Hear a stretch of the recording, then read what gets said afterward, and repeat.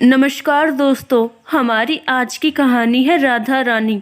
एक संत बरसाना में रहते थे और हर रोज सुबह उठकर यमुना जी में स्नान करके राधा जी के दर्शन करने जाया करते थे। यह नियम हर रोज का था।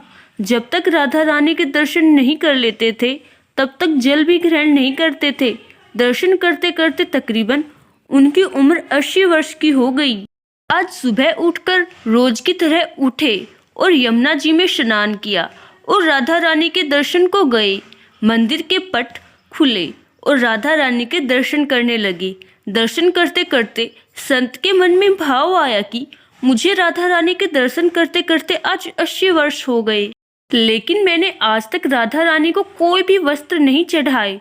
लोग राधा रानी के लिए कोई नारियल लाता है तो कोई चुंदरिया लाता है, कोई चूड़ी लाता है, कोई बिंदी लाता है, कोई साड़ी लाता है, कोई लहंगा चुनरिया लाता है, लेकिन मैंने तो आज तक कुछ भी नहीं चढ़ाया है। यह विचार संत जी के मन में आया कि जब सभी मेरी राधा रानी के लिए कुछ ना कुछ लाते हैं तो मैं भी अपनी राधा रानी के लिए कुछ ना कुछ लेकर जरूर आऊंगा, लेकिन क्या लाऊं जिससे मेरी राधा रानी खुश हो जाए। तो संत जी यह सोचकर अपनी कुटिया में आ गए। सारी रात सोचते सोचते सुबह हो गई। उठकर स्नान किया और आज अपनी कुटिया में ही राधा रानी के दर्शन पूजन किया। दर्शन के बाद मार्केट में जाकर सबसे सुंदर वाला लहंगा चुनरिया का कपड़ा लाए और अपनी कुटिया में आकर के अपने ही हाथों से लहंगा चुनरिया को सीला और सुंदर से सुंदर उस लहंगा चुनरिया में गोटा लगाए।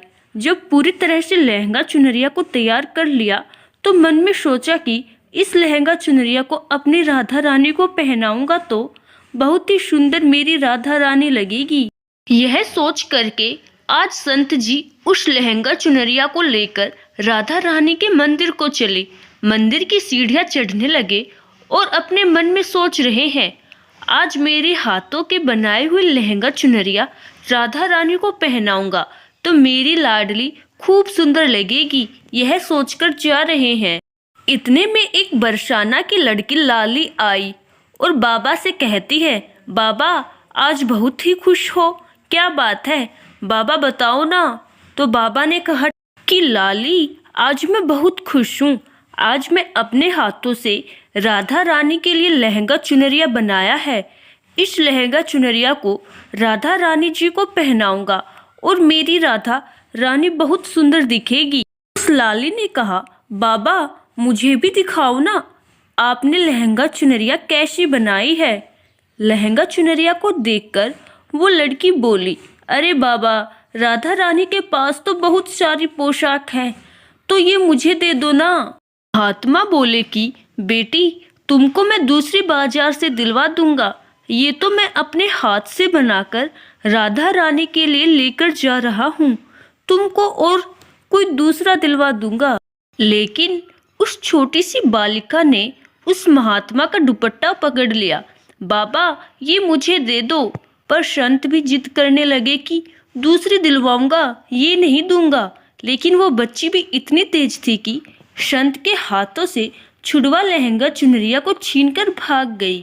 अब तो बाबा को बहुत ही दुख लगा कि मैंने आज तक राधा रानी को कुछ नहीं चढ़ाया, लेकिन जब लेकर आया तो लाली लेकर भाग गई। मेरा तो जीवन ही खराब है, अब क्या करूँगा। यह सोचकर संत उसी सीढ़ियों में बैठ करके रोने लगे। इतने में कुछ संत वहां आए और पूछा, क्या बात है बाबा, आप क्यों रो रहे हैं। तो बाबा ने उस संतों को पूरी बात बताई। संतों ने बाबा को समझाया और कहा कि आप दुखी मत हो, कल दूसरी लहंगा चुनरिया बना करके राधा रानी को पहना देना। चलो राधा रानी के दर्शन कर लेते हैं। इस प्रकार संतों ने बाबा को समझाया और राधा रानी के दर्शन को लेकर चले गए। रोना तो बंद हुआ, लेकिन मन खराब था क्योंकि कामना पूरी नहीं हुई थी ना। तो अनमने मन से राधा रानी के दर्शन करने संत जा रहे थे और मन में ये ही सोच रहे थे कि मुझे लगता है कि किशोरी जी की इच्छा नहीं थी। शायद राधा रानी मेरे हाथों से बनी पोशाक पहनना ही नहीं चाहती थी। ऐसा सोचकर बड़े दुखी होकर जा रहे हैं। मंदिर आकर राधा रानी के पट खुलने का इंतजार करने लगे। थोड़ी ही देर बाद मंदिर के पट खुले तो संतों ने कहा, बाबा देखो तो, आज हमारी राधा रानी बहुत ही सुंदर लग रही है।